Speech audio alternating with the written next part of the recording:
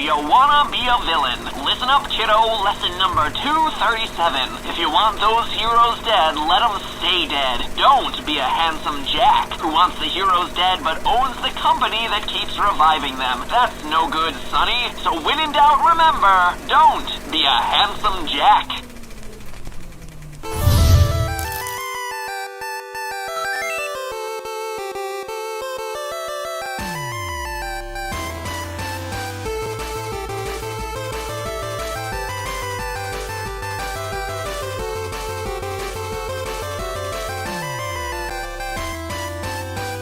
Hello, Internet! Welcome to Game Theory, where our only goal in life is to one day own a horse made of diamonds and name it Butt Stallion. Need I say more? Yes? Well, if you got that reference, or happen to read the title of this video, then you obviously know today's episode is about Borderlands, the game that's like Diablo, Fallout, and Old West all got thrown into a blender, and then that blender got launched into space, and then happened to get cel-shaded too, somehow. I don't know. In the game, you play as a vault hunter, which is basically a lawless mercenary and treasure hunter. Like, say if the kids from the Goonies grew up, were thrown into a blender, and then launched into space. You know, let's stop with the blenders and space things for a minute. And while the first game served mainly to introduce you to the world and all its silly little quirks, aka Claptrap, aka best video game robot since Mick from Museum Madness, this guy is a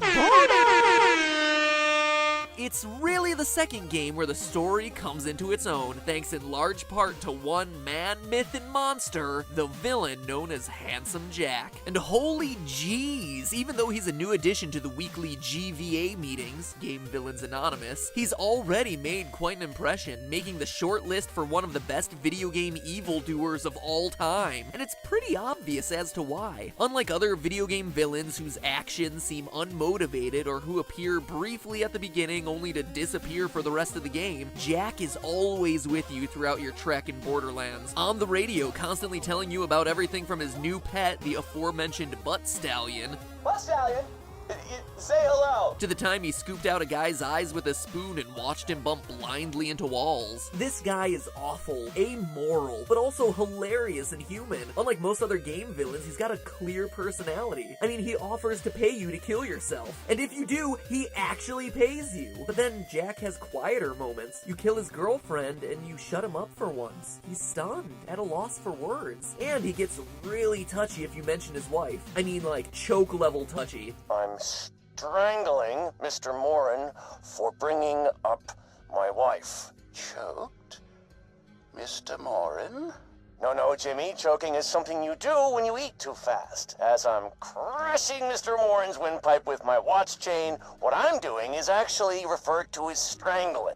Sorry, strangulation level touchy. But the question I want to ask today is this: is Jack truly the villain of these games? Borderlands 2 and Borderlands the pre-sequel. I mean, they certainly make him out to be that way, and you just heard me list a few of the many awful things he certainly makes it clear that he's done throughout his life. But it's time we truly got to know the man behind the mask. Is that really what his face looks like? Oh, he's so hideously misunderstood is clearly what I was going to say. Let's look at the facts. And fair warning, there'll be lots of spoilers ahead. When we first meet Handsome Jack in Borderlands 2, he's a trillionaire who's successfully murdered his way up to the top position at the powerful Hyperion Corporation, then declared himself dictator of the planet Pandora. The first thing we see him do is try to murder you and your little cel-shaded vault hunter friends. Not to mention, he's also enslaved his own daughter, Angel, and aims to open a vault which contains the Warrior, an intelligent superweapon capable of leveling planets. Okay, so obviously not a nice guy. Why would I ever think that he could possibly be the hero of the story? Well, it's because he told me himself. He starts the game with this line.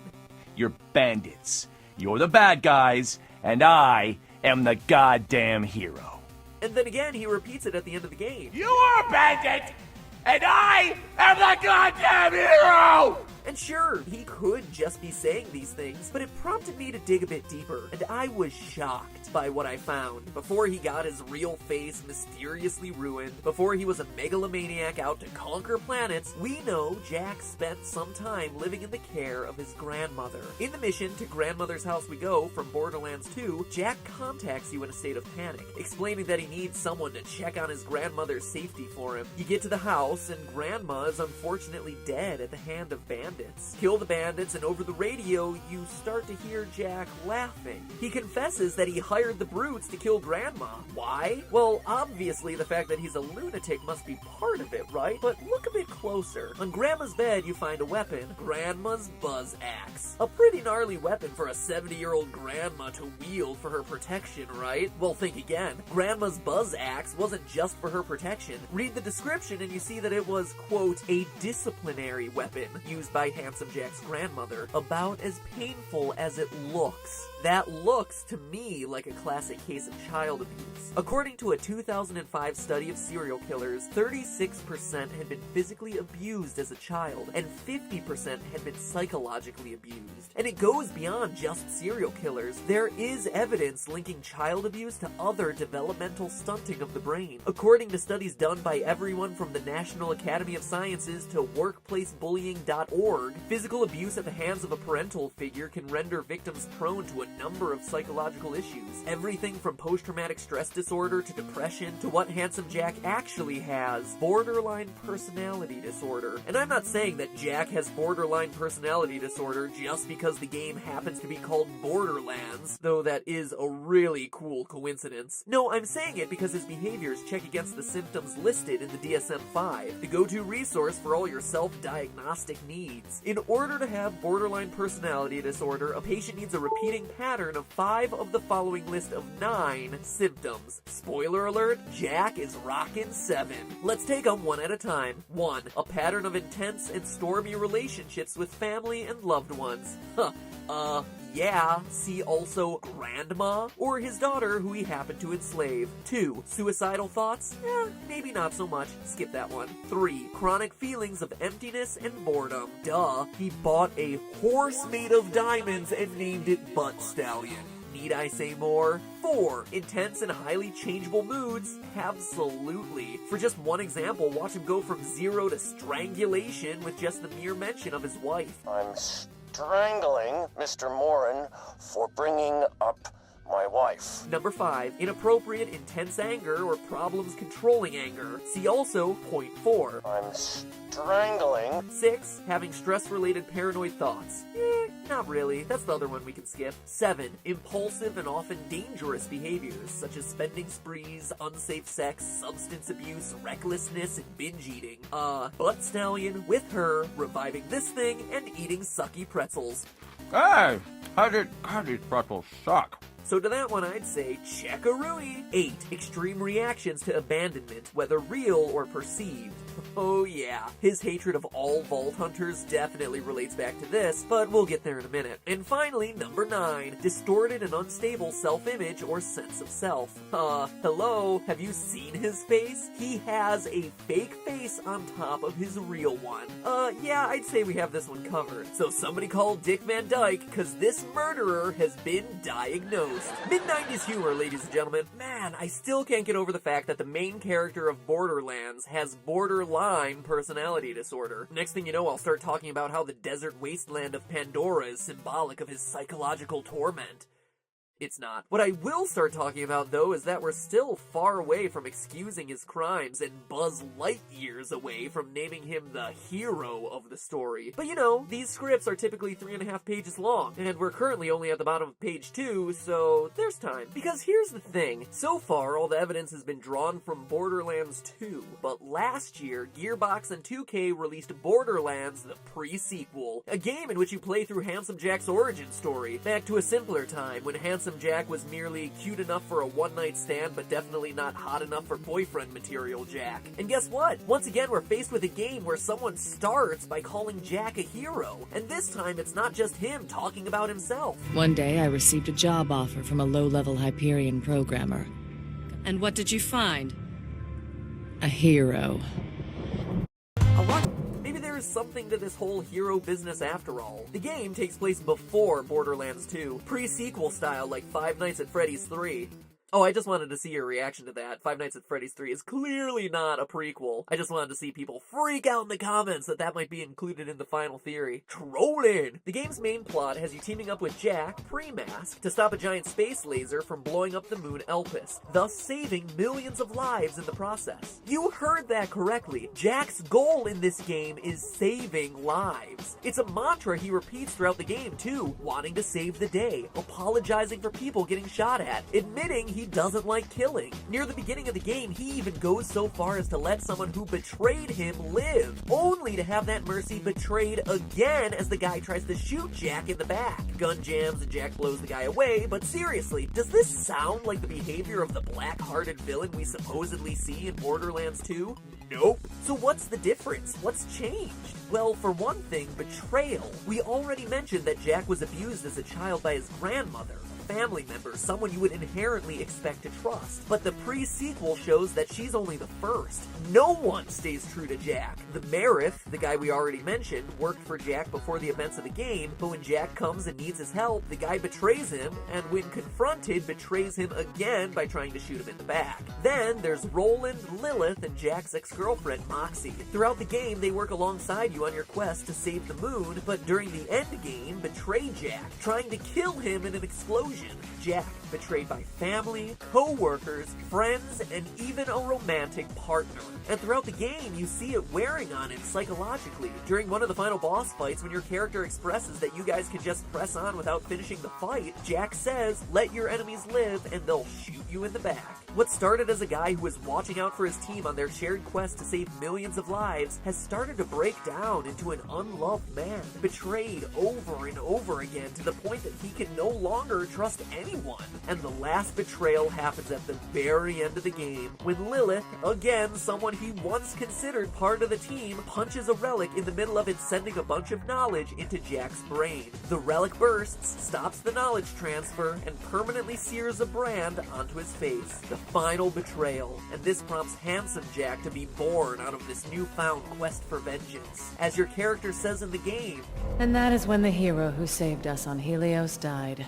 but did he really? This brings us back to his motivations throughout Borderlands 2. Jack's professed goal is to bring peace to the planet of Pandora. At the very end of the game, as he's dying, he speaks about the wasted opportunity, how summoning the world-killing warrior was his attempt to restore order, eliminating the dangerous creatures and lawless bandits plaguing this land. And honestly, he's not wrong. Pandora is a dangerous wasteland of warring factions, surrounded by an unforgiving desert and horrifically deadly creatures. Maybe Jack's right.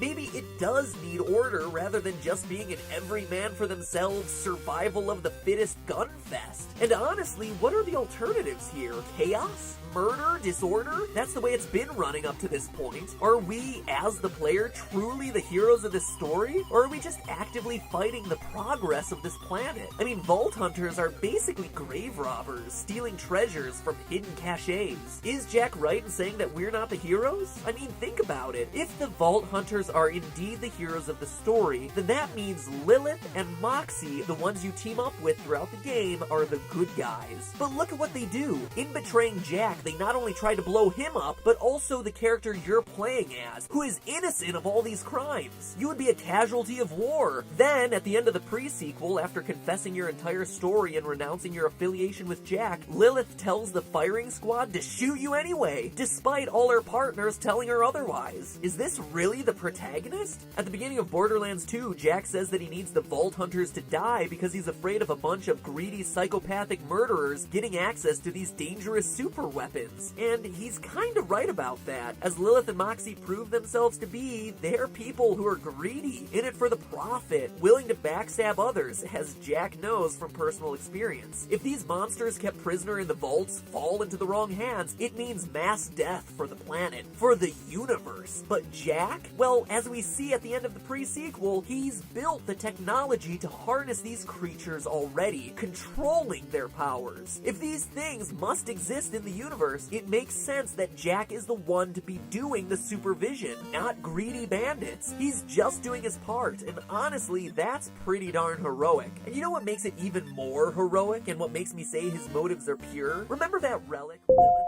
punched to scar Jack's face? Well, it shows Jack the future. By scrolling slowly through the images flashing past, you see Jack witness cutscene moments that appear at the end of Borderlands 2, the subsequent game. As he says, he truly does see it all, and a part of that is obviously seeing his own death in that moment. He'd just seen his future, and he knew his death was imminent, but he was so determined to see peace come to Pandora that he pursued the goal anyway. How's that Dark Knight quote go? You either die a hero or you live long enough to see yourself become a villain? Jack is the embodiment of that mentality, a man with a noble goal of bringing order to a lawless planet. It's just too bad that they didn't want what he was providing. It's a phrase we use a lot on game theory, but history is written by the victors.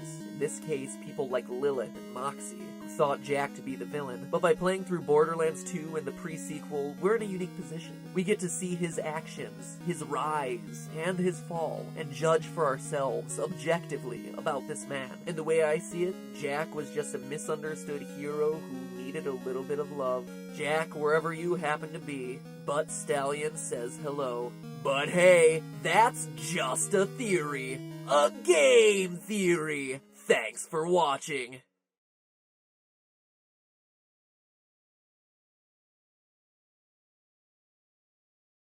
Tengo Mary, Coco, Fendi, tengo el Brody en el trap.